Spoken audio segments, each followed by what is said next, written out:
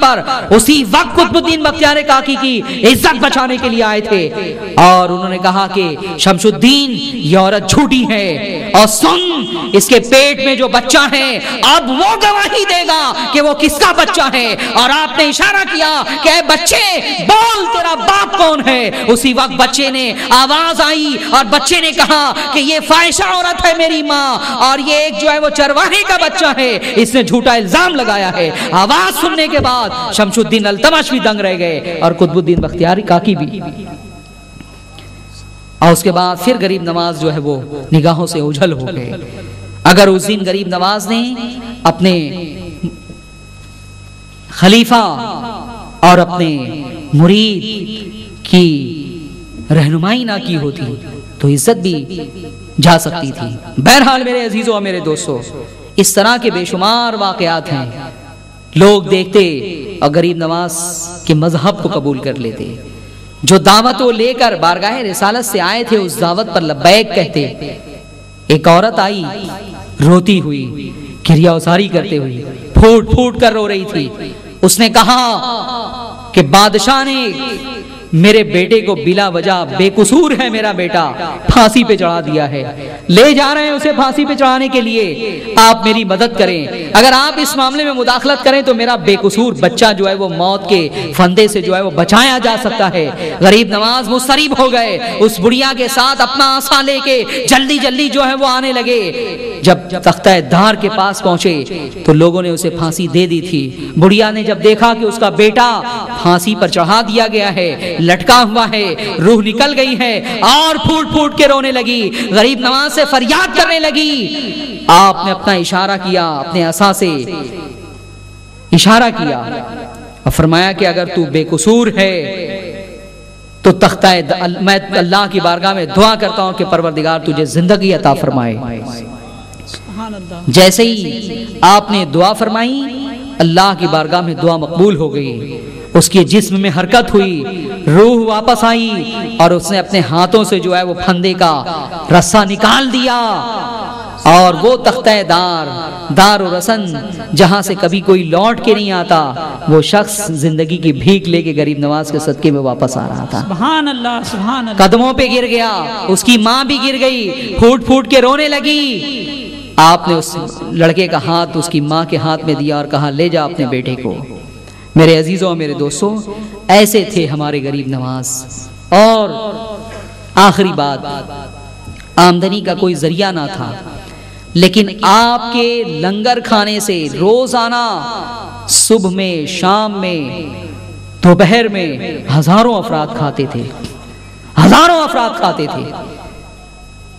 اور لنگر کھانا کیسے چلتا تھا جانتے تھے؟ میرے عزیزوں اور میرے دوستوں، لوگ حیران تھے۔ مطبخ کا باورچی جب غلہ ختم ہو جاتا، سامان ختم ہو جاتا، تو وہ غریب نواز کی بارگاہ میں آتا، غریب نواز علیہ رحمہ اپنا مسلح اٹھاتے، تو یہ صرف اس کچن کے باورچی کو اس بات کا علم تھا کہ مسلح کے نیچے دولت اور ثروت کا ایک ٹھاٹھے مارتا ہوا سمندر ہوتا تھا۔ غریب نواز فرماتے کہ اٹھا لے، جتنی ضرورت ہو اتنا ہی اٹھانا۔ وہ اٹھا لیتا اور کئی ہفتے تک پھر اتنے میں جو ہے وہ اس کا کام چل جایا کرتا تھا۔ اس طرح سے دست غیب جو اللہ تعالیٰ نے عطا فرمایا تھا۔ حضرت قطب الدین بختیار کاکی، نظام الدین اولیاء، سب کا حال یہی تھا۔ سیر الاقطاب کے حوالے سے نظام الدین اولیاء کے بارے میں اور فرید الدین گنج شکر کے بارے میں ابو الحسن علی ندوی جیسے دیوبندی مولوی نے بھی اس طرح کے واقعات جو ہے وہ لکھے ہیں دست غیب کے۔ تو بہرحال میرے عزیزوں اور میرے دوستوں، آخری بات، 46 سال کا عرصہ ہو گیا، اس ملک میں وہ آئے تمہیں صاحب ایمان بنانے کے لیے، اس ملک میں وہ آئے تمہیں کفر سے بچانے کے لیے، اس ملک میں وہ آئے تمہیں شرک سے بچانے کے لیے، اس ملک میں وہ آئے قرآن کی تعلیم دینے کے لیے، اس ملک میں وہ آئے تمہیں جو ہے وہ صاحب رشد و ہدایت بنانے کے لیے۔ آج ہندوستان کی سرزمین پر جو لاکھوں مسجدوں سے اللہ اکبر کے لاہوتی نغمات آپ سن رہے ہیں، یہ غریب نواز کی دعوتی اور تبلیغی کوششوں کا نتیجہ ہے۔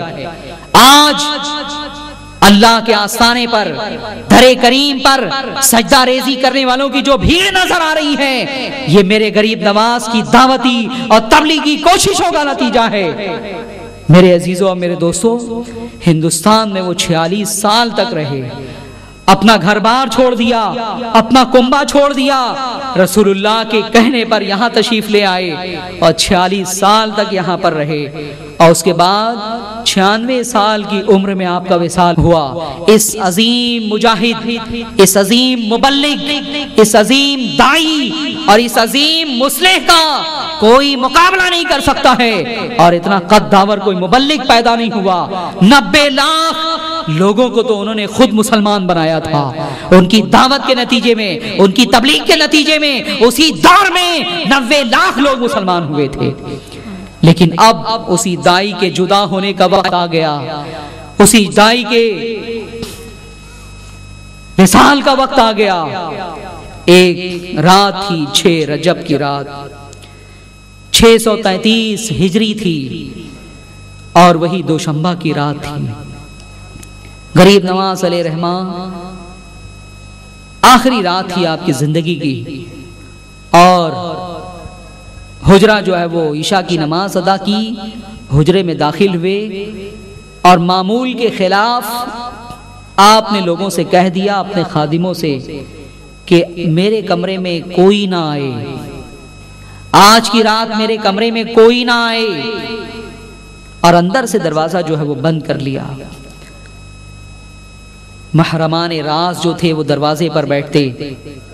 اس دن انہوں نے ایک عجیب و غریب آواز سنی کہ بہت دیر تک قرآن عظیم کی تلاوت کی آواز آتی رہی، ذکر کی آواز آتی رہی، اور رات کے آخری حصے میں پیر پٹکنے کی آوازیں آتی رہی روم سے، کمرے سے، اور بہت دیر تک پیر پٹکنے کی وہ آوازیں آتی رہی، اور صبح کی اذان سے کچھ پہلے جو ہے وہ آواز بند ہو گئی۔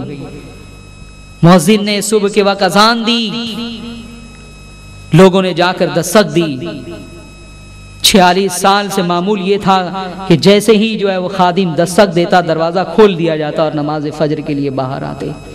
لیکن آج اندر سے دروازہ نہ کھولا گیا، اور بہت دیر کے بعد خادموں نے اپنے طور پہ دروازے کو جب کھولا تو غریب نواز کی روح قفس انصوری سے پرواز کر چکی تھی۔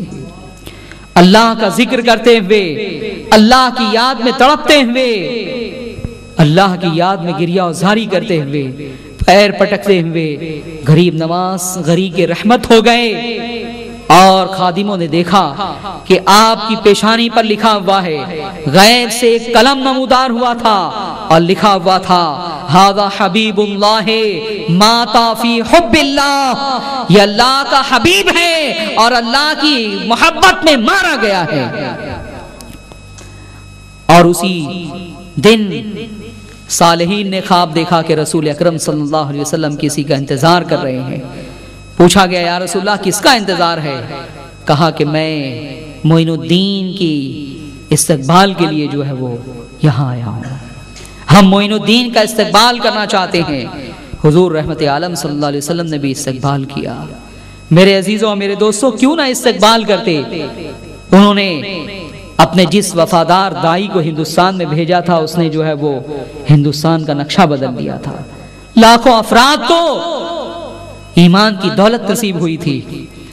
آپ کے صاحبزادے حضرت فخر الدین نے نماز جنازہ پڑھائی، اور اس طرح سے اس مقام پر آپ کو دفن کیا گیا جہاں آج آپ کا روضہ ہے۔